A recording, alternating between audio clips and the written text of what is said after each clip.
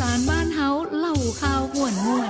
ส่งตรงทุกข่าวทั้งภาษาไทยและภาษาถิ่นสวท.ลำปาง FM 97 MHz และสวท.เพื่อการเรียนรู้และเตือนภัยภาคเหนือ AM 549 กิโลเฮิรตซ์ข่าวสารบ้านเฮาม่วนจริงใจได้สาระเนอะเจ้าสวัสดีเจ้าคุณผู้ฟังที่ฮักที่คิดถึงแล้วก็สวัสดีน้องก้อยคนงามๆจ้าเพิ่งเห็นป้าดาในจอ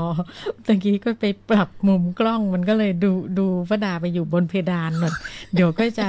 เข้าไปเปลี่ยนนะดึงลงมาด่วนในระหว่างนี้ป้าดารายงานหน่อยซิว่าวันนี้สภาพอากาศยังไงวันนี้เป็นวันอะไรมันแจ้งจึงลึ่งหนาตั้งนอกนะมันจะมีเข้าฝนอย่างซักหน่อยอ่ะเจ้าแล้ววันนี้ก็เข้ามาสู่วันที่5สิงหาคม2568นะเจ้าขับรถผ่านมาก็บ่มีปัญหาในเรื่องการจราจรนะติดขัดเล็กน้อยเรามายุดติดตรงที่ต่างจะเลี้ยวมาสวทไอ้แยกใหญ่อ่ะจะมีรถติดอยู่พักหนึ่งคือไปติดไฟแดงอยู่พักหนึ่งมันเป็นอย่างนี้นี่เองโอเคละนะคะขอบคุณป้าดาค่ะคือเมื่อก่อนตอนประมาณ 7:30 น.หัวหน้าช่างอาวุโสเราเนี่ยพี่ประสานถามว่าวันพรุ่งนี้ใครมาจัดรายการตอนเช้าวะตอนเช้าหมายถึง 6:00 น.น่าจะเป็นท่านบรรหารบอสหารนะ อันนี้พี่ประสานก็บอกว่ากลัวมันจะหลงห้องว่ะเพราะว่าวันพรุ่งนี้คาดว่าถ้าไม่ผิดพลาดเนี่ยนะจะย้ายห้องจัดรายการขึ้นชั้น2ละโอ้โหมันผูกได้ออกแหงขึ้นชั้น2โอ้โหอาจจะต้องหอบกันก่อนแฮกสวัสดีค่ะต้องไปซ้อมก่อนต้องไปซ้อมก่อนหรือไม่ก็เป็นหนังหอบนะเนี่ยกำกันหอบหน้าจอนะสักกับเดี๋ยวลุ้นเนาะลุ้นว่า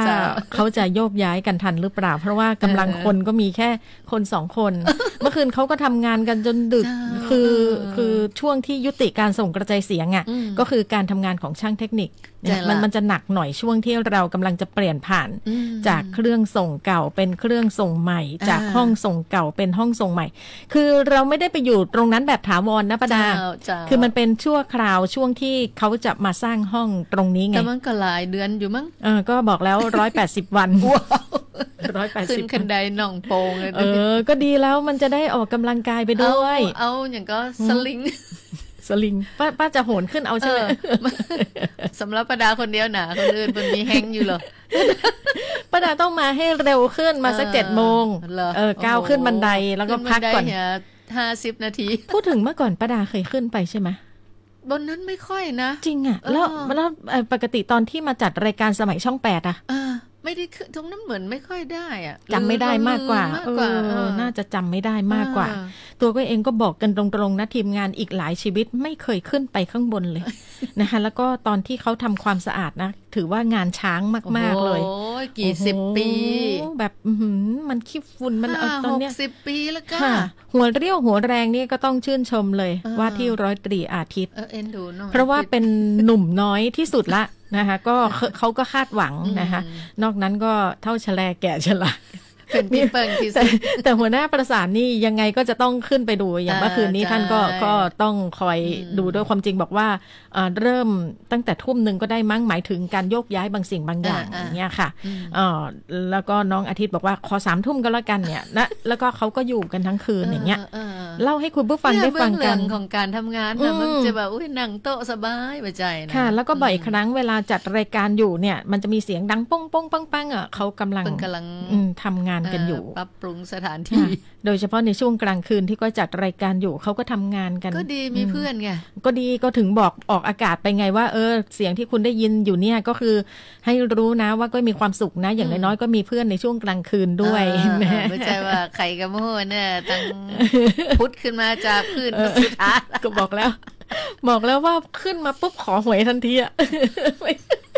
ขอแล้วยังไม่เคยเจอไงเอาล่ะค่ะคุณผู้ฟังวันนี้ก็สัพเพเหระกันในช่วงต้นรายการกันพอสมควรก็อยากจะเน้นย้ำเรื่องของสถานการณ์ชายแดนก่อนนะป้าดาเดี๋ยวก็ดูก่อนนะสถานการณ์ชายแดนไทยกัมพูชาปรากฏว่าก็ไม่ได้แชร์มาเอาที่มือป้าดาก็แล้วกันดูพี่น้องประชาชนเนาะเปิ่นก็มาอยู่ที่ ศูนย์รวมที่ ศูนย์อพยพนะประกอบปิกบ้านประกอบห่วงบ้านนี่นะคือตอนแรกเยอะกว่านี้ประดาแล้วเนี่ยก็บางส่วนที่พื้นที่ปลอดภัยแล้วเขาก็ให้กลับบ้านได้บางส่วนนะคะถึงบ่คือกลับเตี่ยเขาเปิ้นก็อดบ่ได้ขอไปพอบ้านก่อนนั่นแหละมันก็อันตรายค่ะก็ถือว่าเป็นอีกหนึ่งเรื่องที่อยากจะเรียนให้คุณผู้ฟังได้รับทราบแล้วก็สิ่งสำคัญก็คือพระบาทสมเด็จพระเจ้าอยู่หัวทรงพระกรุณาโปรดเกล้าโปรดกระหม่อมพระราชทานพระบรมราชานุเคราะห์ในการพระราชทานเพลิงศพจ่าสิบเอกอภิรมย์ทรงพุทธทหารที่เสียชีวิตขณะปฏิบัติหน้าที่ในเหตุการณ์ความไม่สงบตามแนวชายแดนไทยกัมพูชา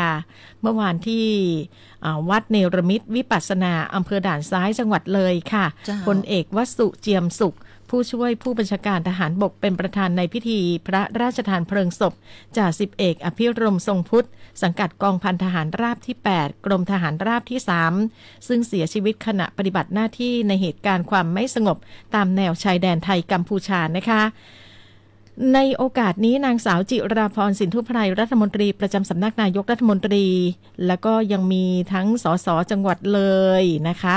มีรองผู้ว่าราชการจังหวัดมีท่านผู้บัญชาการมณฑลทหารบกที่28มีข้าราชการตุลาการพลเรือนทหารตำรวจและประชาชนเข้าร่วมพิธีเป็นจำนวนมากเพื่อเป็นเกียรติแก่จ่าสิบเอกอภิรมย์ทรงพุทธทหารกล้าผู้เสียชีวิตเพื่อปกป้องอธิปไตยของชาติโดยจ่าสิบเอกอภิรมย์ได้รับการปูนบำเหน็จพิเศษ7ชั้นยศจากจ่าสิบเอกเป็นพลตรีค่ะและจะได้รับเงินบำนาญตามระเบียบสิทธิ์กำลังพลที่เสียชีวิตจากการรบได้รับเงินเยียวยาจากผู้ได้รับผลกระทบเหตุความไม่สงบชายแดนไทยกัมพูชาได้รับเงินสินไหมทดแทนจากภัยสงครามและการช่วยเหลือด้านอาชีพแก่บุคคลในครอบครัวตามเหมาะสมด้วยนะคะซึ่งโอกาสเนี้ยทางนางสาวจิราพรสินธุไพรรัฐมนตรีประจำสำนักนายกรัฐมนตรีซึ่งเป็นผู้แทนของรัฐบาลก็ได้มอบเงินช่วยเหลือผู้ประสบสาธารณภัยจากการสู้รบจากเหตุความไม่สงบตามแนวชายแดนไทยกัมพูชาให้แก่ครอบครัวของจ่าสิบเอกอภิรมย์นะคะจำนวน1 ล้านบาทพร้อมกล่าวให้กำลังใจครอบครัวและขอบคุณในความเสียสละของจ่าสิบเอกอภิรมย์ด้วยนะคะความจริงแล้วเขาก็มีการเคาะตัวเลขออกมานะคะคือถ้าเป็นทหารนี่เปิดจะประมาณ7 ล้านถ้าเป็นพลเรือนประชาชนนี่8 ล้านอันนี้คือกำลังวันนี้จะมีการเคาะใช่ไหมป้าดาคือฟังข่าวคืออันนี้คือที่เขาคำนวณกันไว้ก่อนแล้ววันนี้จะมีการประชุมคณะรัฐมนตรีอาจจะเปลี่ยนแปลงแล้วก็จะมีการเคาะตัวเลขออกมาอีกครั้งหนึ่งว่างบที่เรามีอยู่ณเวลานี้คืออยากจะช่วยให้เต็มที่ที่สุดนะ1 ล้านบาทมันดูน้อยไปนะคะสำหรับผู้ที่เขาเอาชีวิตสละเข้าแลกเพื่อให้เราประชาชนคนไทยได้อยู่กันอย่างจะบอกว่ามีความสุขมันก็ไม่ใช่ป้าดานะคะให้รอดพ้นจากอริราชศัตรูนะคะที่ไม่ให้มันเข้ามาคุกคามนะคะประเทศเราเขาเอาชีวิตเข้าแลกนะคะดังนั้นมันไม่มีอะไรที่จะชดเชยได้หรอกแต่มันคือการเยียวยาจิตใจครอบครัวผู้สูญเสียแล้วก็ยังมีอีกหนึ่งท่านที่พระบาทสมเด็จพระเจ้าอยู่หัวสร้างบ้านให้อ่ะค่ะเหมือนเป็นคนเฒ่า2 คนนะคะอายุก็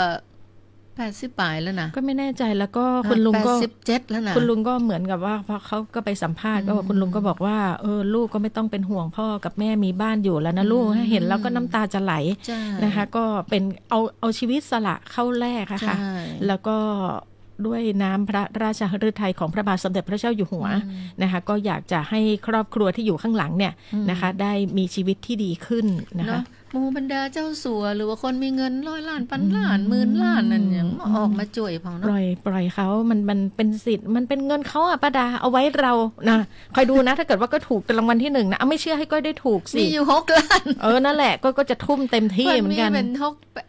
10,000 ล้านเนี่ยโอ้โหมันเป็นเรื่องของเขา1 ล้าน2 ล้านเนาะเขาก็หามาของเขามันเป็นสิทธิ์ของเขาอะว่างั้นเถอะเราก็คงจะทำอะไรไม่ได้นะคะมันก็ขึ้นอยู่กับจิตใจของแต่ละคนกันแล้วกันปราศจากน้ำใจอย่าไปว่าเขาสิก็คือในความคิดของทุกคนก็จะคิดจะเขาอาจจะเป็นสิทธิ์ของเปิร์อาจจะให้ในรูปแบบอื่นหรือเปล่าเราก็ไม่รู้เนาะช่างมันเถอะป้าดาแต่ที่แน่ๆตอนนี้อีกสักข่าวก่อนที่จะต่อสายไปที่น้องแคทค่ะเขาต้องมาเริ่มด้วยข่าวนี้เจ้าทบคือกองทัพบกนะฮะย้ ช่องอานม้าอยู่ในอธิปไตยไทยชัดๆไปเลยเร่งเสริมความมั่นคงชายแดนสมควรอย่างยิ่งเจ้านี่หลังยึดพื้นที่คืนได้อย่างสมบูรณ์บัดเดี๋ยวนี้สมบูรณ์เป็นของไทยแต่ละนะห้ามแย้มนะประมาณนั้นจากกรณีที่วันนี้คือตะวานะฮะโฆษกกระทรวงกลาโหมของกัมพูชากล่าวหาว่าฝ่ายไทยได้ส่งกำลังทหารติดอาวุธพร้อมยุทโธปกรณ์เข้าสู่พื้นที่อาเซซึ่งกัมพูชาระบุว่าเป็นดินแดนอธิปไตยของกัมพูชาภายหลังจากข้อตกลงหยุดยิงมีผลบังคับใช้อย่างเป็นทางการแล้วอีกทั้งยังกล่าวหาว่าฝ่ายไทยได้ดำเนินการลาดตระเวนลุกล้ำพื้นที่ดังกล่าวอย่างชัดแจ้งนั่นพลตรีวินไทยสุวารีโฆษกของกองทัพบกก็ได้ออกมาชี้แจงว่าพื้นที่ที่กล่าวถึงนั่นก็คือบริเวณช่องอานม้าซึ่งอยู่ในเขตอธิปไตยของประเทศไทยแต่ที่ผ่านมาฝ่ายกัมพูชาเป็นผู้ที่กระทำการรุกล้ำเข้ามาในดินแดนของไทยโดยฝ่ายไทยได้มีการยื่นหนังสือประท้วงให้ในทุกระดับมาแล้วหลายครั้งแต่ทางกัมพูชาก็ยังไม่ได้ดำเนินการแก้ไขใดๆซึ่งจากผลการปฏิบัติการทางทหารครั้งนี้ของฝ่ายไทย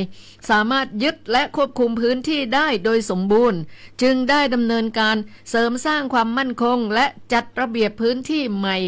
โดยมีการเก็บกู้ทุ่นระเบิดและใช้เครื่องจักรเข้าดำเนินการเคลียร์พื้นที่เพื่อขจัดอันตรายจากทุ่นระเบิดที่ฝ่ายกัมพูชาอาจลักลอบวางไว้และยังตกค้างอยู่ในบริเวณดังกล่าวทั้งนี้เพื่อให้สามารถวางกำลังควบคุมพื้นที่และปกป้องอธิปไตยของไทยได้อย่างมั่นคงตามแนวเส้นปฏิบัติการของฝ่ายไทยอันนี้ก็เป็น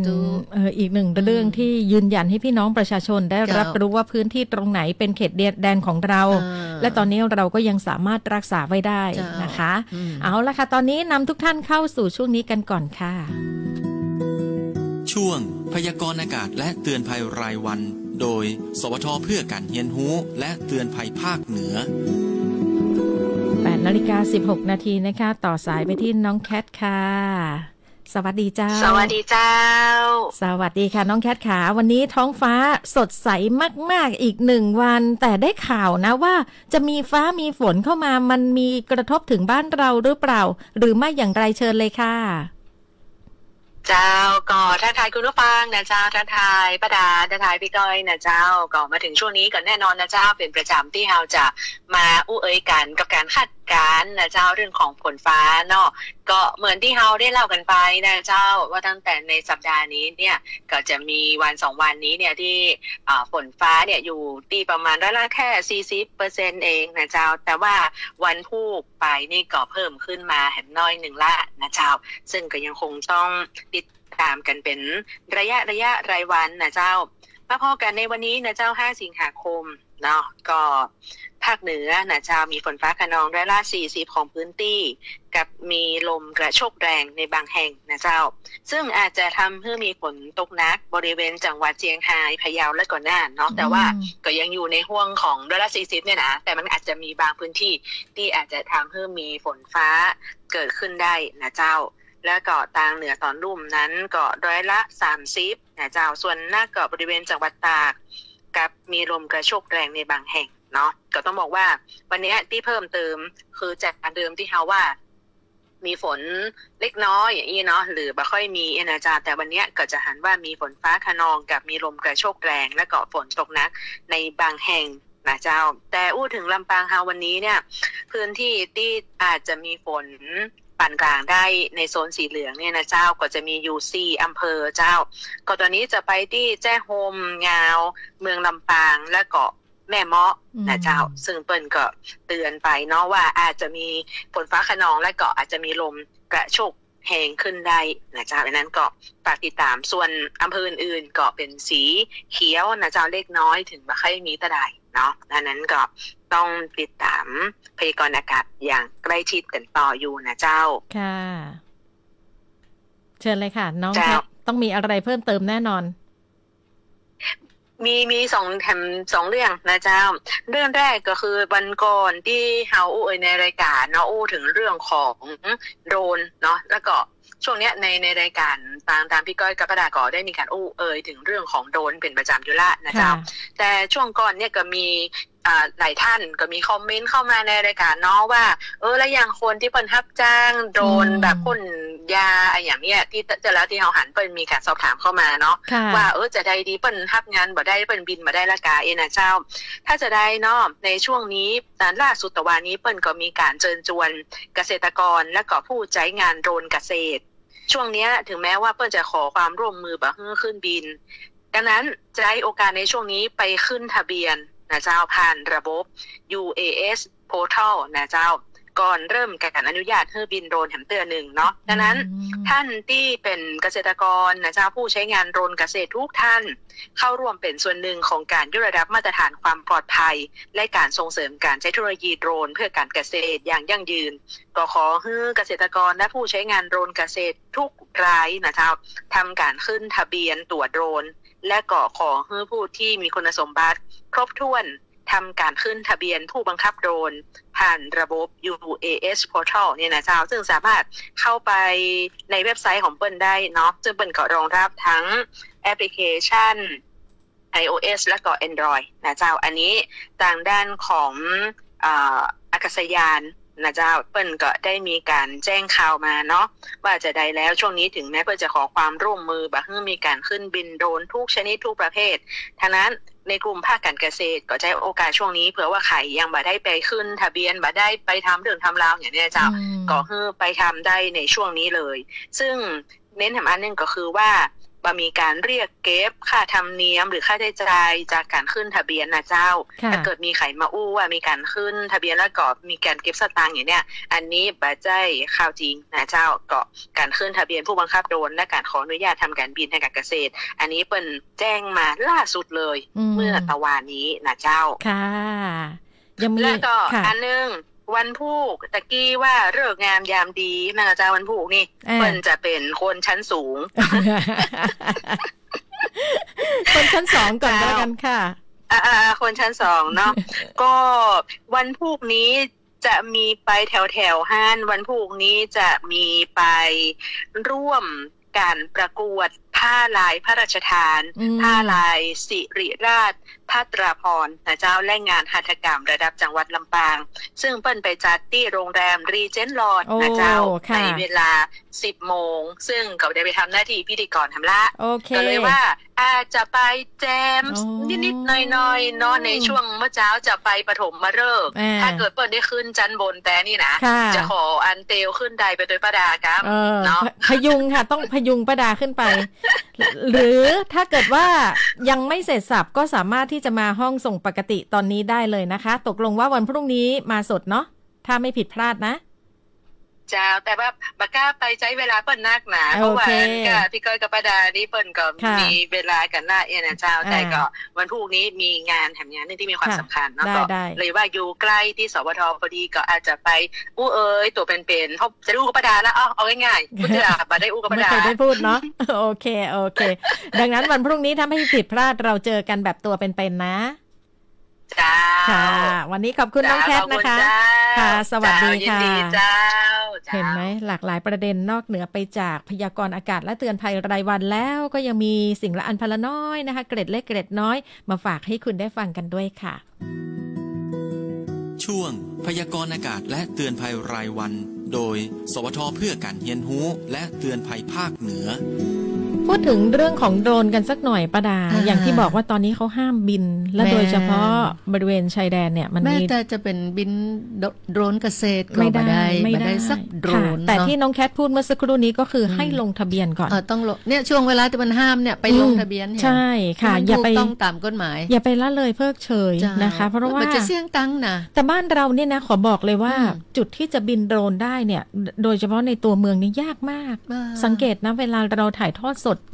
กิจกรรมอะไรแม้จะขออนุญาตแล้วอะนะคะเจ้าหน้าที่เขาก็มีการลงทะเบียนอะไรกันเสียสับนั่นแหละนะคะหลายชุดเลยเขาบอกว่าโดนกดลงมาตลอด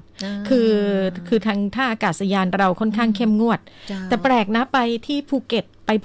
แถวหาดไม้ขาวคือเครื่องบินขึ้นลงตลอดนะแต่เราก็ยังสามารถขึ้นบินได้บริเวณแถวหน้าโรงแรมอะไรอย่างเงี้ยอาจจะอยู่ห่างจากห่างประมาณสัก โลไม่ถึงอ่ะกิโลนึง1,000 เมตรอะไรอย่างเงี้ยเขาอนุญาตอ่ะนะคะเราก็รู้เราก็ไม่บินสูงไงคืออนุญาตไม่อนุญาตอ่ะมันอยู่ที่ว่าเราบินขึ้นแล้วอ่ะมันไม่โดนกดลงมาไงเนี่ยมันสามารถที่จะบินได้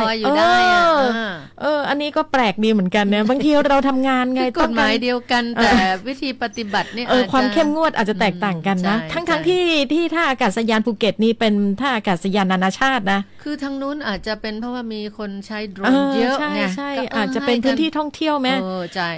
แต่ก็ไม่แน่ใจว่าระบบสัญญาณถ้าเกิดว่าตรงไหนที่มันอันตรายเขาอาจจะกดลงก็ได้เนาะนะคะแต่บ้านเราเนี่ยขึ้นทางไหนก็ไม่ได้เลยสู้ยากนะยากมากๆนะโดยเฉพาะพื้นที่ในเมืองนี่แหละนะคะเนาะเพราะฉะนั้นก็ควรจะพิจารณา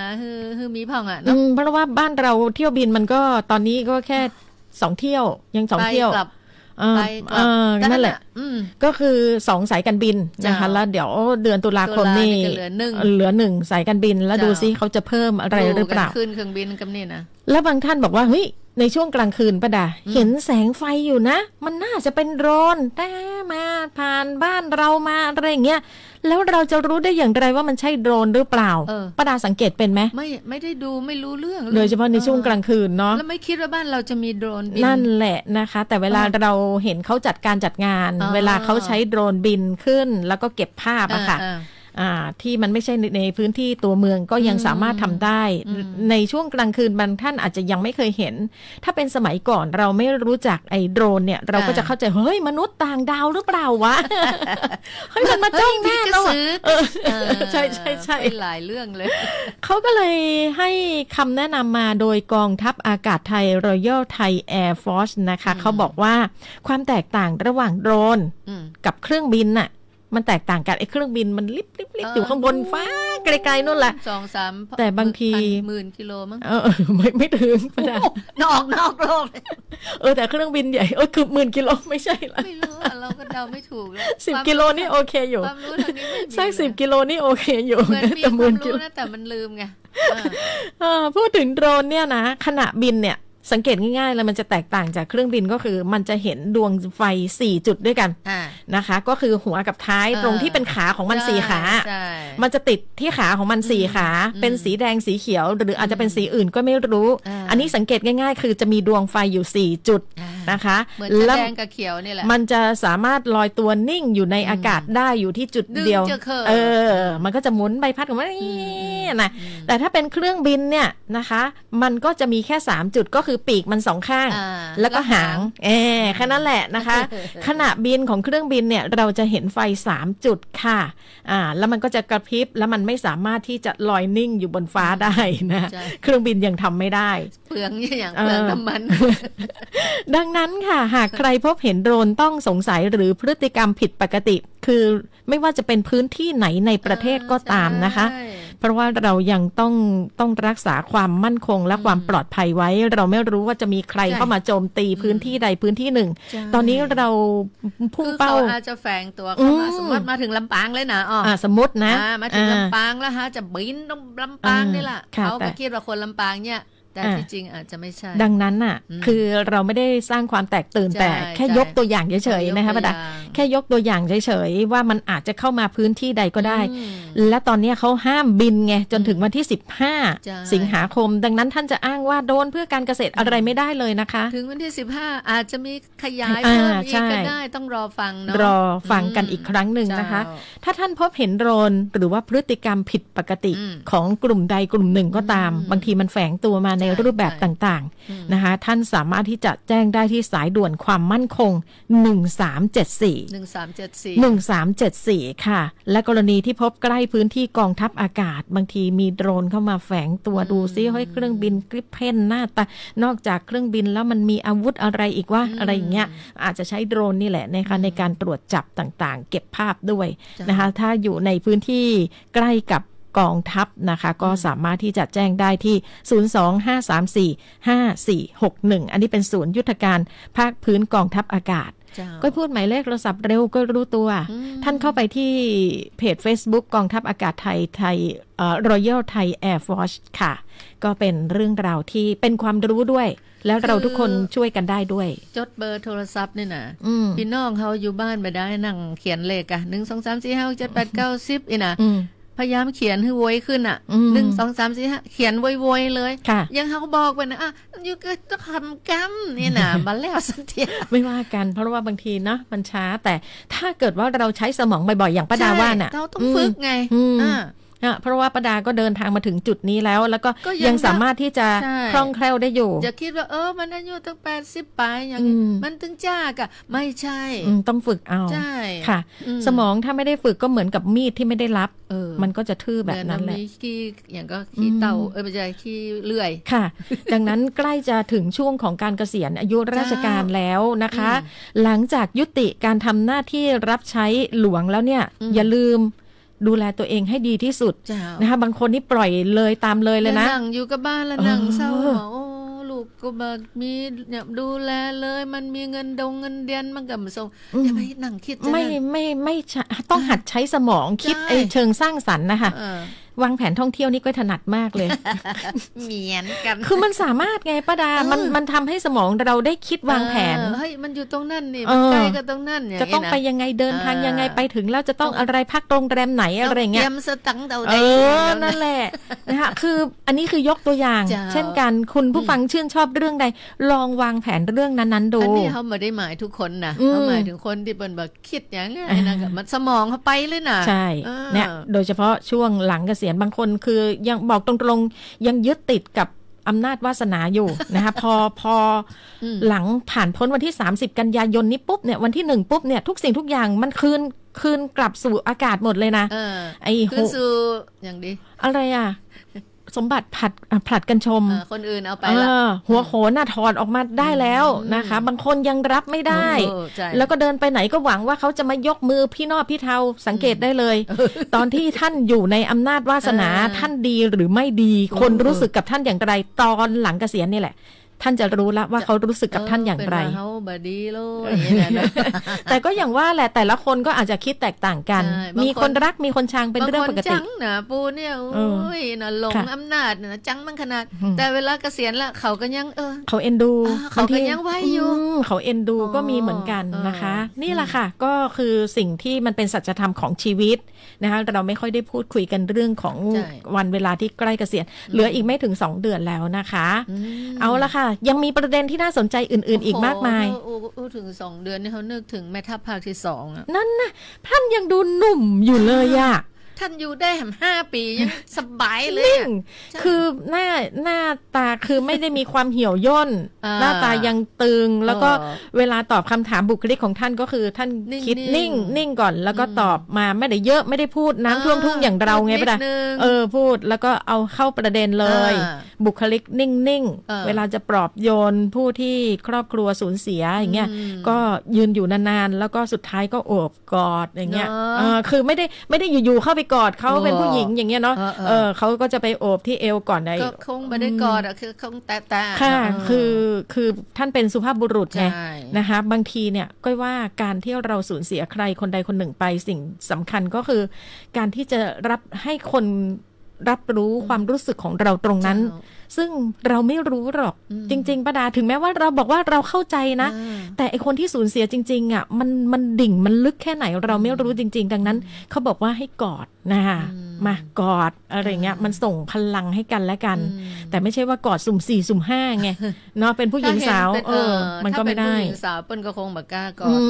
แต่เป็นคนเฒ่าคนแก่คนมีอายุเปิ้นก็อาจจะโอบหน่อยๆแต่ปัจจุบันนี้สาวๆก็ยินดีที่จะกอดคือบางทีมันต้องการพลังไปกอดเปิ้นบ่ว่าไม่ว่ากันแต่เปิ้นบ่ไม่เริ่มต้นก่อนแน่นอนมันเป็นภาพที่น่าเกลียดไงเนาะค่ะเอาล่ะป้าดายังมีข่าวอีกมากมายเชิญเลยเป็นภาพที่น่าเกลียดนี่ไปถึงบ้านคุณภรรยาจัดการสุมาได้นับถอยหลังเนาะอีกเดือนเศษๆก็คือท่านก็ต้องประคับประคองไม่ให้มันมีเรื่องอะไรเกิดขึ้นลงอย่างสง่างามค่ะ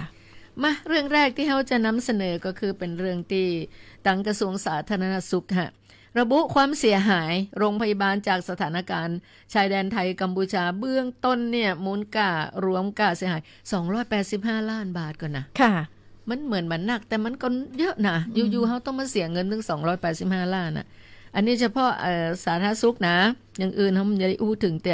แต่ว่าเจ้านายสมศักดิ์เทพสุทินรัฐมนตรีกระทรวงสาธารณสุขกล่าวถึงกรณีปัญหาชายแดนไทยกัมพูชาที่ส่งผลกระทบถึงสถานการณ์ถึงสถานพยาบาลในสังกัดของกระทรวงสาธารณสุขโดยเบื้องต้นก็คาดมูลค่าความเสียหายของโรงพยาบาลตึงโมดประมาณ285ล้านบาทโดยเฉพาะโรงพยาบาลพนมดงรัก ที่จังหวัดสุรินทร์ที่เดียวเนี่ยมีความสูญเสียมูลค่ากว่า45ล้านบาทต้องใช้เวลาฟื้นฟูประมาณ1ปีไอ้ที่ว่ามันอย่างมาเสียนักแต่ว่าไอ้น่ะมันก็เป็นเครื่องไม้เครื่องมือถึงต้องซื้อจากต่างประเทศนะเนาะจะได้ก็ตามมาเดียวเนี่ยยังคงต้องสำรวจมูลค่าความเสียหายของโรงพยาบาลเพื่อที่จะได้ทำการซ่อมแซมแล้วก็ให้กลับมาสามารถใช้งานได้ตามปกติสำหรับโรงพยาบาลที่ได้รับผลกระทบประเดี๋ยวนี้ก็มีถึงโมด20แห่งใน6จังหวัดอย่างเช่นอุบลราชธานีศรีสะเกษสุรินทร์บุรีรัมย์ตราดและก็สระแก้วโดยเปิดบริการตึงหมดรวม13แห่งแล้วก็ยังคงปิดให้บริการบางส่วนรวม7แห่งส่วนโรงพยาบาลรพสตเนี่ยได้รับผลกระทบมีจำนวนตึงหมดถึง175ตีก่อนนะโอ้ส่วนกรณีกลิ่นซากศพที่บริเวณชายแดนไทยกัมพูชามาเดี๋ยวนี้เปิ้นก็ได้สั่งการให้กรมอนามัยส่งเจ้าหน้าที่ลงพื้นที่ดูแลเบื้องต้นแก้ไขปัญหาเรื่องกลิ่นเหี่ยก่อนรวมถึงการป้องกันควบคุมโรคบ่ให้มีโรคจากศพติดสู่ประชาชนชาวไทยได้ส่วนกรณีที่โรงพยาบาลดึงป้ายที่เป็นภาษาเขมรออกจากโรงพยาบาลนายสมศักดิ์ก็บอกว่าทางกระทรวงสาธารณสุขบอกได้เป็นคนสั่งการแต่เป็นเรื่องของความละเอียดอ่อนในพื้นที่ชายแดนโดยสิ่งสำคัญก็คือความปลอดภัยของบุคลากรสาธารณสุขจะต้องมาเป็นที่หนึ่งส่วนเรื่องของกฎเกณฑ์ระหว่างประเทศก็ยังคงมีข้อยกเว้นเรื่องความปลอดภัยเช่นกันส่วนการดูแลรักษาผู้ป่วยขึ้นอยู่กับสถานการณ์ของแต่ละพื้นที่นะมันเป็นเรื่องละเอียดอ่อนจริงๆแหละความรู้สึกของเราก็คืออยากจะตัดรากถอนโคนเลยแต่เรื่องของอะไรนะมนุษยธรรมนั่นแหละประโยคนั้นแหละนะคะมันก็ยังค้ำคออยู่นะคะก็ขึ้นอยู่กับพื้นที่ก็แล้วกัน บางทีมันก็เป็นเรื่องของความปลอดภัย เพราะว่าตอนนี้เราจะต้องไว้วางใจใครไม่ได้นี่ถ้าประดาเป็น เป็นหมอนะถ้าตั้งปุ้นไม้นะเอาเข็มใหญ่ๆโชคดีนะที่ประดาไม่ได้เป็นหมอ ไม่งั้นคงจะเป็นข่าวเอาเข็มใหญ่ๆใส่ยาก็เห็นก็ยังเห็นข่าวสารก็คือพี่น้องประชาชนทั้งชาวไทยและกัมพูชาเขาก็ไม่รู้เรื่องอะไรหรอกอย่างที่บอกแหละว่าตอนที่มีการกระทบกระทั่งกันเล็กๆน้อยๆอ่ะคนไทยบางคนก็อยากจะให้เกิดศึกสงครามอยากจะยิงมันไปเลยอะไรเงี้ยไปเลยไงแต่มันทำไม่ได้ไงเพราะว่าชีวิตที่เขาไม่รู้อิโหนอิเหน่ก็ต้องมาพลอยรับกรรมตรงนี้ไปด้วยกรรมที่เขาไม่ได้ก่อมันเกิดจากอะไรก็ลองคิดดูเองก็แล้วกันนะคะอู้ถึงภาพของศพทหารเขมรเนาะตายแล้วมันใจคนต้องปุ้นมันจะดูแลเลยนะปล่อยให้เหี้ยอยู่ท่านนี่นะโอ้เศร้าเหลือเกินคือมันเหี้ยอย่างเดียวคือคำว่าเหี้ยภาษาเมืองคุณผู้ฟังก็ไม่ได้พูดคำหยาบออกอากาศนะคะสำหรับท่านใดที่เพิ่งจูนคลื่นมาแล้วเป็นคนภาคกลางคำว่าเหี้ยเนี่ยนะคะก็คือเลี่ยราดปล่อยปละเลยแบบเที่ยวแบบไม่เก็บไม่อย่างนี้นะค่ะเดี๋ยวบางท่านจะเฮ้ยทำไมเขาพูดกันโจงครึ่มได้ขนาดนี้อย่างก็นักข่าวจัดรายการนี่อย่างอู้บสุภาพ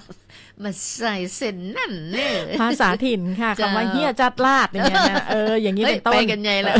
เฮียตัวเดียวยังแปลยากจัดลาดไว้มาอีกแล้วเนาะนะคะเดี๋ยวยังมีประเด็นอีกเอาอีกสักเรื่องนึงค่ะเอาเรื่องอย่างนี้ท่องเที่ยวกีฬาก็ว่าจะเอายุงลายเอายุงลายสำคัญกว่าค่ะ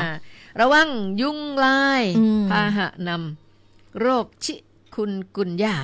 โอ้จื่อมันก็ตึงยากแล้วเนอะระบาดนักหลายพื้นที่เปิ้นก็แนะว่าหากมีอาการไข้สูงเฉียบพลันขจายไปหาหมออันนี้ตะวานี่เองนายอนุกุลพฤกษานุศักดิ์ เป็นรองโฆษกประจำสำนักนายกรัฐมนตรีเปิ่นก็เปิดเผยว่ารัฐบาลห่วงใยสถานการณ์ด้านสุขภาพของประชาชนจากสถานการณ์ฝนมันหยุด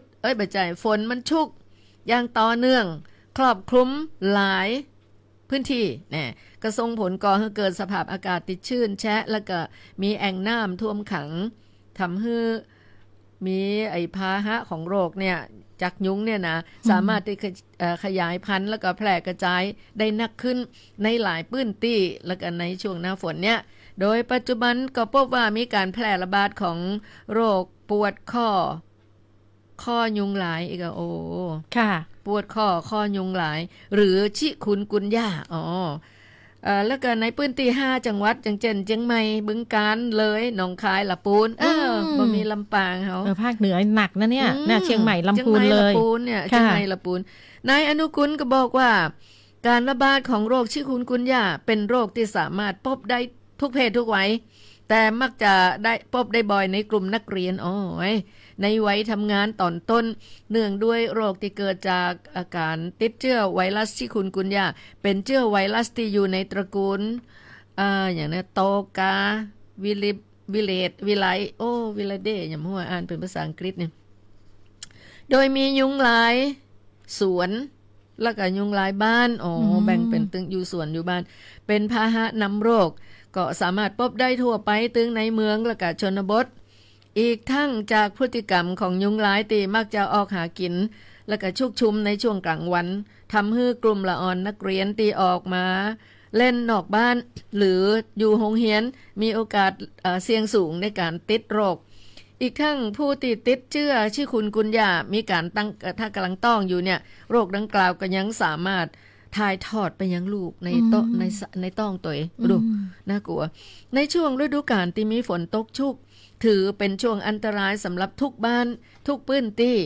หากผู้ป่วยที่ถูกยุงที่มีเชื้อครบ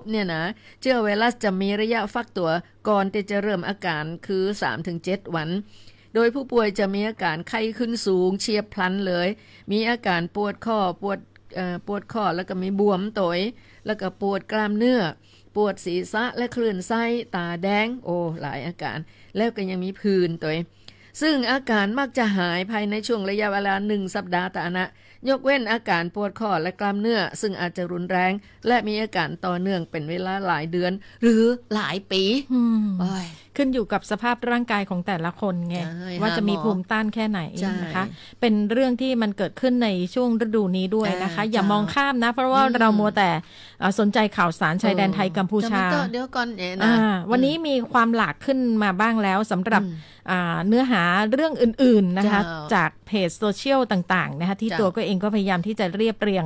ร้อยเรียงเอาเฉพาะที่เป็นประโยชน์สำหรับคุณผู้ฟังมาตอนนี้เข้าสู่ช่วงนี้กันก่อนค่ะช่วงศูนย์ราชการขานไขโดยสวท.ลำปางและคณะอนุกรรมการประชาสัมพันธ์แห่งชาติระดับจังหวัดลำปาง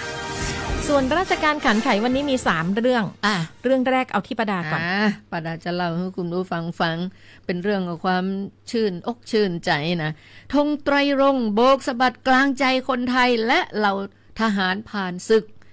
เพื่อรำลึกในวีรกรรมผู้กล้าชายแดนไทยกัมพูชาสดๆร้อนๆวันที่4สิงหาก็คือตะวาเวลา 8 โมงพลตรีวิชาญศรีพัทรังกูลผู้บัญชาการ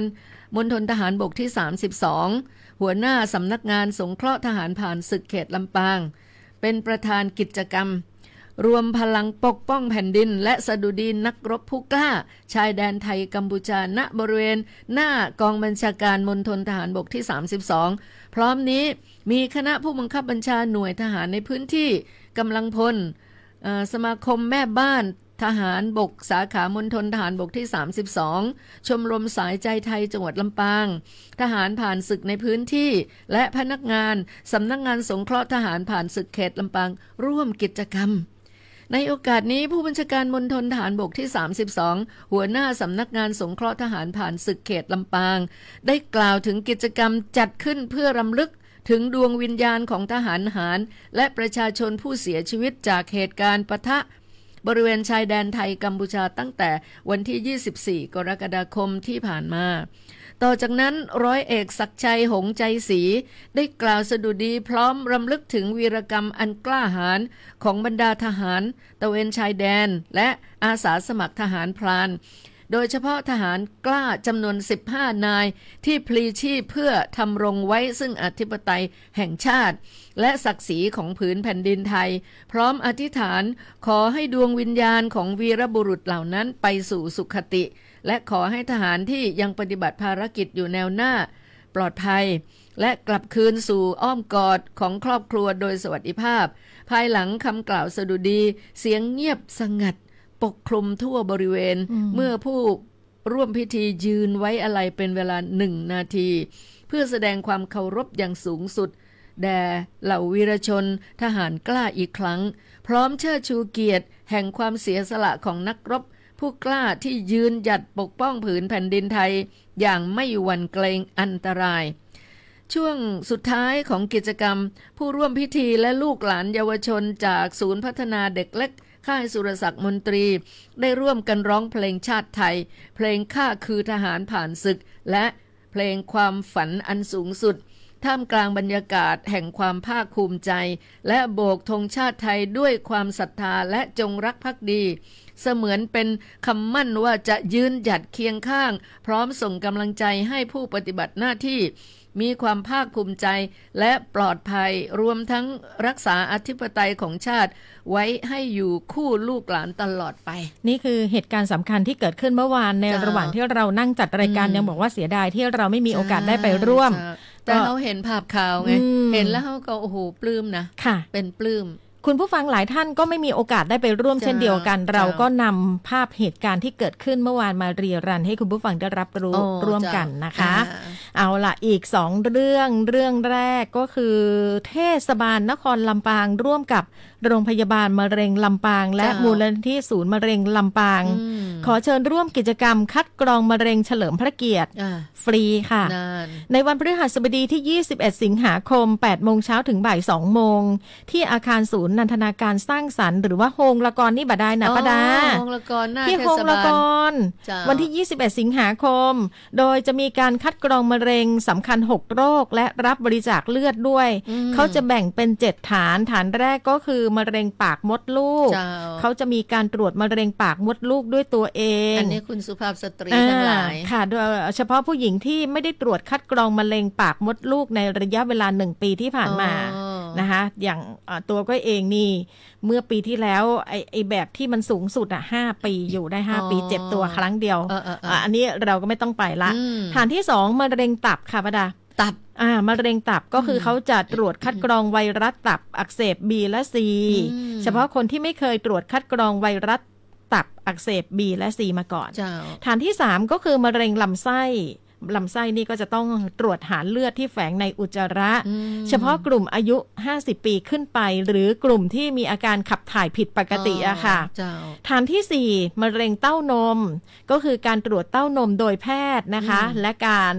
สอนวิธีการตรวจเต้านมด้วยตัวเองด้วยอันนี้ผู้หญิงตั้งแต่อายุ20 ปีขึ้นไปหรือกลุ่มที่อยู่ในกลุ่มเสี่ยงฐานที่5มะเร็งท่อน้ำดีมะเร็งท่อน้ำดีเขาจะตรวจอัลตราซาวด์ท่อน้ำดีสำหรับผู้ที่สนใจหรือว่าอยู่ในกลุ่มเสี่ยงบางท่านก็งงแล้วฉันจะรู้ได้ยังไงฉันเป็นกลุ่มเสี่ยงหรือเปล่าไปมีเจ้าหน้าที่เขาให้คำแนะนำอยู่สงสัยก็ไปฐานที่6มะเร็งปอดค่ะก็ตรวจเอ็กซเรย์ปอดสำหรับผู้ที่สนใจที่ยังไม่เคยได้รับการเอ็กซเรย์ปอดภายใน1 ปีและฐานที่7เนี่ยก็คือจุดบริจาคเลือดสำหรับผู้ที่สนใจจะบริจาคเลือดเขาไม่ได้บอกว่าจะต้องติดต่ออะไรอย่างไรเดี๋ยวก็ดูอินโฟกันหน้าเขาไม่ได้บอกเลยว่าจะต้องเข้าไปที่ไหนอะไรอย่างไรใครมีข้อมูลส่งมาให้ก้อยเพิ่มเติมก็แล้วกันนะคะคือวันพุธไม่ใช่วันที่21ค่ะ21วันที่3นี่ก็ต้องอดนั่นอดนี่สำหรับคนจะบริจาคเลือดเนาะไม่ต้องอดค่ะบริจาคเลือดกินให้อิ่มกินให้เต็มที่อย่า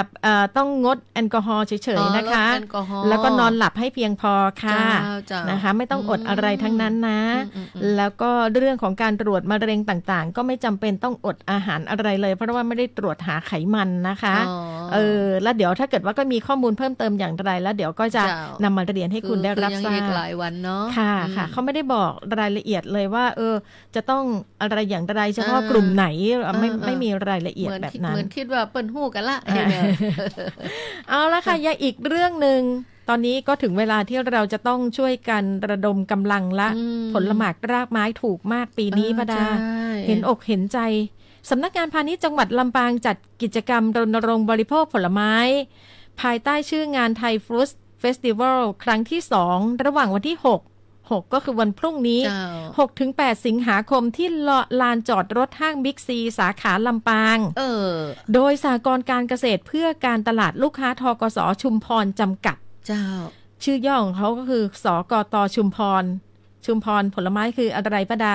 ลองเดาชุมพรช่วงนี้คืออะไรป้าดาชุมพรปักใต้ป้าดาอะไรทุเรียนค่ะทุเรียนเป็นว่าชุมพรมีทุเรียนเยอะทางใต้สวนเยอะมากนะคะคือพื้นที่จังหวัดชุมพรแทบจะทุกอำเภอนะเป็นสวนผลไม้เอาใครที่ชอบทุเรียนเป็นพิเศษนี่นั่นน่ะป้าดาเขานำทุเรียนมาจำหน่ายกิโลกรัมละให้เดาปกติบ้านเรา100 บาท100บะฮู้79กับ99อ๋อเหรอ79 บาทกับ99 บาท99คงจะดีหน่อยละ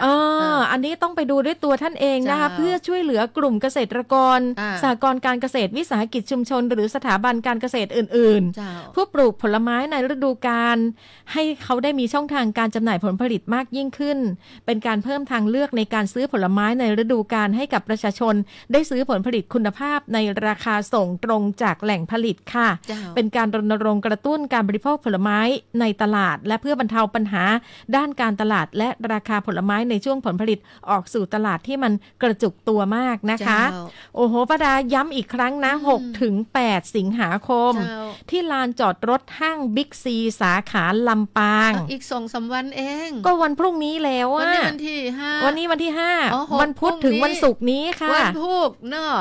ไปเจอกันนะคะทุเรียนกิโลกรัมละ79 บาทและ99 บาทแล้วแต่ท่านจะเอา79หรือ79อาจจะซุกมากน้อยไม่รู้แหละเดี๋ยวไปดูกันนะคะไปดูกันมันอาจจะมีเกรดของมันอยู่นะป้าเนาะ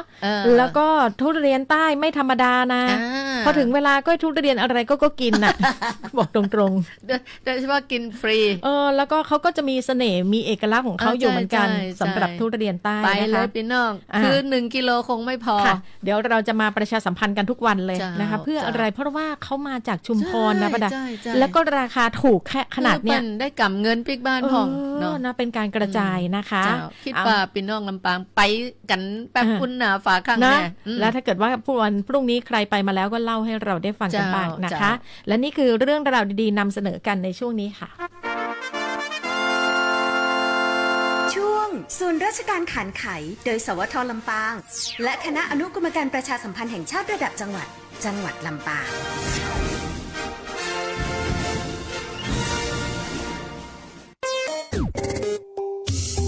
ข่าวสารบ้านเฮาเล่าข่าวม่วน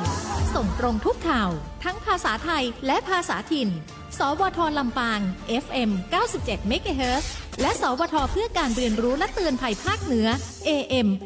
549 กิโลเฮิรตซ์ข่าวสารบ้านเฮาม่วนจริงใจได้สาระเนอะเจ้าเอาละมาถึงในช่วงนี้เวลามันอาจจะโยกย้ายไปบ้างไม่ว่ากันเพราะว่าข่าวเราก็อยากนำเสนอเอาประเด็นที่สำคัญก่อนนะคะแฟนรายการยิ่งสำคัญกว่าจัดรายการไปไม่มีคนฟังจะจัดทำไมดังนั้นเราก็จะต้องเอื้อนเอ่ยด้วยนะเป็นน้ำใจของแฟนๆรายการที่ให้เกียรติอันดับ1ทางเพจ Facebook FM 97 สวท.ลำปางนะคะอันดับ1วันนี้แต้นพี่มนชนกค่ะพี่มนชนกเนี่ยนอกจากจะเข้ามาที่1แล้วยังช่วยแชร์ด้วยนะจะบอกให้คุณผู้ฟังท่านอื่นก็กดแชร์ไปอย่างกำมันจะยากแล้วเนาะบอกแล้วถ้ามีโล่นี้ก็มอบให้พี่มนชนกเลยนะสวัสดีเจ้าประดาคุณก้อยสวัสดีจ้าคุณเอราวัณเข้ามาที่2ทักทายเช้าวันอังคารที่มีแสงแดดตั้งแต่เช้าเลยกดแชร์ให้หน่อยสิแคแล้วก็บอกว่าไปกินก๋วยเตี๋ยวบ้านตัวเนอะกะแต่ว่าแล้วแบบป้าล่ะบะหันคือเขาไปนั่งแหมห้องหนึ่งไงเหรอโอ้ยตายแล้วประดาได้ไปเที่ยวไกลจังเลยเที่ยวอย่างประดาไปเนี่ยการน่ะไอ้ย่ามีงานปุ่นห้างชัดปุ่นน่ะปัดโทษแล้วไปก็ค้าตัวไปห้างชัดแล้วก็จะไปไฟฟ้าห้องไปก็เลยแวะไปกินก๋วยเตี๋ยวหั่นนี่แน่ เข้ามาที่3ด้วยนะคะคุณเอราวัณบอกว่าช่วงนี้สอบไม่ค่อยได้ที่1เลยได้เลขตัวเดียวก็ยังดีเนาะนี่ปะโถหมายถึงเปิ้ลเข้ามาที่1ไม่ค่อยได้แต่ยังอยู่เลขตัวเดียวคุณเพลินติดตามจ้า2สาววัยใสนะนี่วัยใสจริงมันสงสัยว่าให้ใสไปไหนดีอยู่นะใสได้ไปวันอยู่พี่สุเมธีสวัสดีค่ะป้าดาน้องก้อยและแฟนรายการทุกท่านรับชมข่าวสารดีๆไปด้วยกันนะคะขอบคุณน้องส่งมาอีก1สติกเกอร์พี่แจ็คธนชชาสวัสดีเจ้าป้าดาน้องก้อยติดตามขอบคุณเจ้าพี่อัมภัยสวัสดีเจ้าคุณป้าระดาน้องก้อยม่วนเนอร์คุณป้าระดาน้องก้อยไข่หัวทำฮื้อผู้ติดตามฟังตังวิทยุแล้วก็พอตั้งเฟซเดี๋ยวกันเด้อมันเด้งชอบเนอขอเป็นกำลังใจให้ดีเจทุกๆคนเลยเนอเจ้าอย่าไปจังกันเนอพี่น้องมันผิดมันพลาดอะไรก็อย่าไปชังมันล่ำมันเหลือถ้ามันไม่ถูกใจก็หมุนคลื่นหนีไม่ต้องไปเครียดไม่หนีอันนี้ก็บอกไว้ก่อนคือเฮ้ยมันบอกว่าฮื้อไปไหนก็จำเป็นต้องฟังว่าเครียดก็เครียดว่าเราจะบังคับเขาทำไมฟังยิ่งเครียดไปดีกว่านั่นแหละมันบังคับใจกันไม่ได้ขอร้องเดี๋ยวมันจะเครียดน้องซาดินส่งมา1สติกเกอร์คุณน้องคุณลุงพี่ชัยรับฟังอยู่และเห็นใจการทำงานของบุคลากรสวทลำปางทุกท่านครับคุณลุงเป็นใกล้ชิดหน่อยคุณลุงขาก็ขอบอกนะว่าเราอยู่กันตั้งแต่สมัยยังหนุ่มยังสาวเมื่อ10กว่าปีที่ผ่านมาก็อยู่แต่ละคนก็ยังไม่ได้แต่งการแต่งงานตอนนั้นวัยเรานี่มันคือปุ๊บปั๊บสนุกสนานกับการทำงานวันเวลาผ่านไปมันเกือบ20ปีแล้วเนาะแต่ละคนมีครอบครัวลูกเต้าเริ่มโตนะคะแล้วก็วัยที่มันสูงขึ้นมันก็ตามมาด้วยใช่แล้วเราก็จะปักหลักอยู่อย่างนี้จนเกษียณกันไปข้างนึงอะค่ะคือว่าเขาจะไปละดังนั้นอะเป็นกำลังใจให้กับเราด้วยนะคะคุณสงวน Good morning นี่ morning แล้วก็บอกว่าสวัสดีครับป้าดาน้องก้อยผอ.แคทและ FC ทุกท่านเช้านี้ท้องฟ้าแจ่มใสแดดจัดจ้านมากทุกท่านรักษาสุขภาพนะครับอันนี้น้องบุญนี่คุณสงวนยังคุณสงวนอยู่กันค่ะคุณสัญญาก็ Good morning เข้ามาเหมือนกันน้องสกุลรักสวัสดีค่ะป้าดาพี่ก้อยสวัสดีจ้าพี่ติ๋วสวัสดีเจ้าปีดาน้องก้อยสวัสดีเจ้าน้องกัลยาร้านอิ่มอร่อยสวัสดีเจ้าป้าดาปีก้อยร้านอิ่มอร่อยเจ้าฮับชมทรงกำลังใจเจ้าขอบคุณจัดนะคุณทรงพลสวัสดีครับปีดาน้องก้อยน้องแคทและแฟนรายการสวัสดีเจ้าตะวานี่ทราบว่าปีดาบหันข้อเขียนเกี่ยวกับลำปางของผมขอบอกปีดาว่าอยู่หน้าได้พองเปิ่นหันคุณทรงพลแต่เปิ่นบหันภาษาไทยอีหนอที่เปิ่นว่าบหันนี่นะเปิดมีแต่ภาษาฝรั่งปากกระดิกเก็บกับแต่คุณทรงพลก็มาย้ำว่ามันมีหน้าไหนบ้างนะคะอยู่หน้าใดพ่องฉบับเมษายนงานประเพณีของลำปางหน้า56พฤษภาคมถนนสายวัฒนธรรมท่ามะโอกาดกองต้ากาดนั่งก้อมอยู่ที่หน้า52เดือนมิถุนายนชามกาไก่ผ้าย้อมครั่งไม้แกะสลักบ้านหลุกอยู่หน้า52ฉบับมิถุนายนกรกฎาคมผมจะเอากระดาษขั้นหน้าฮื้อเนอครับเนาะเป็นตุกแถมพ่อเลยขอบคุณค่ะแล้วก็ยังต้องมาตุกแป้งกระดาษเด็บแหมขอบพระคุณอย่างสูงมากๆป้าดาสวัสดีไหว้ด้วยนะคุณทรงพลคุณชัยวัฒน์ชัยชนะสวัสดีครับแวะมาเป็นแห้งใจฮื้อครับขอบพระคุณมากเจ้าเมื่อไหนเข้ามาเตี่ยก็ยังดีจะไปทิ้งไปขวางกันเด้อมีรีวิวส่งมา1สติกเกอร์ค่ะขอบคุณเจ้าคุณจักรพัฒน์อังคารสวัสดีครับกำลังติดตามอยู่อากาศเริ่มอบอ้าวแล้วค่ะพี่แอดสวัสดีเจ้าป้าดาน้องก้อยสวัสดีเจ้าพี่อัมพันธ์สวัสดิการสังคมกำลังต่ำน้ำพริกป่าทูเจ้าป้าดาไปอู้อยู่ตอนนี้ถ้าน้องอยู่เป็นบอกว่าถ้าน้องอยู่ใกล้จะห่อไปให้เจ้าติดตามอยู่เจ้าโอ้ยขอบคุณมากอยู่ไหนนะมันไก่เต็มที่บอกสวัสดีค่ะป้าระดาคุณก้อยและท่านผอ.แคทติดตามเป็นกำลังใจให้นะคะจากพี่บุญบ้านค่าจกปกนึกแล้วว้ายวันนี้คุณกรชวรรณมายาวมากเลยโอ้ว่าจะได้คุณกรชวรรณจากคำปิงสวัสดีค่ะพี่ดาน้องก้อยแม่รับฟังทุกวันไม่ค่อยได้ทักเพราะมีภารกิจนะเป็นทำของขายแล้วก็ขอบคุณสาระที่มีประโยชน์แนะนำการฝึกสมองเป็นสิ่งสำคัญมากแม่กรจะมีวิธีจำตัวเลขสำคัญที่เราใช้ในชีวิตประจำวันเช่นเลขบัตรประชาชนเลขบัญชีเบอร์โทรศัพท์รหัสผู้ใช้ไฟใช้น้ำสแกนจ่ายได้เลย เลขทะเบียนรถและอีกหลายอย่างสุดยอดแม่ประดายังจำมาได้เก่าเปิ่นที่พูดมานี่ก็มีแค่อย่างสองอย่างก็คือเลขบัตรประชาชนนะคะเอาไว้ตอนที่เขาจะสแกนจ่ายเงินให้เราแหม